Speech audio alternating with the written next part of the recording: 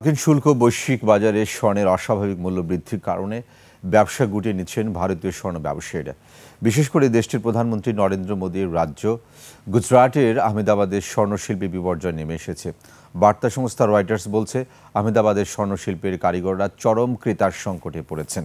মহিমা পলির রিপোর্ট। আপনার প্রিয় কাপড়ের যত্নে এলো এনজাইম সমৃদ্ধ Arik silver wash detergent powder 500 গ্রাম মাত্র 70 টাকা। প্রিমার্ক। যুক্তরাষ্ট্রের 50% শুল্ক ও বিশ্ববাজারে স্বর্ণের দাম আউন্স প্রতি 4000 মার্কিন ডলার অতিক্রম করায় ধস নেমেছে ভারতের জুয়েলারি শিল্পে।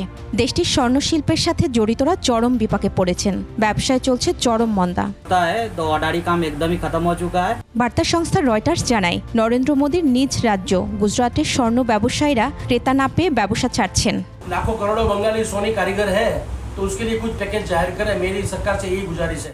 মার্কিন সেন্ট্রাল ব্যাংক ফেডারেল রিজার্ভ সুদ কমানোর সিদ্ধান্ত, বৈশ্বিক অর্থনৈতিক অনিশ্চয়তা, ডলারের মূল্যমান কমার কারণে এক বছরে বিশ্ববাজারে স্বর্ণের দাম বেড়েছে 52%।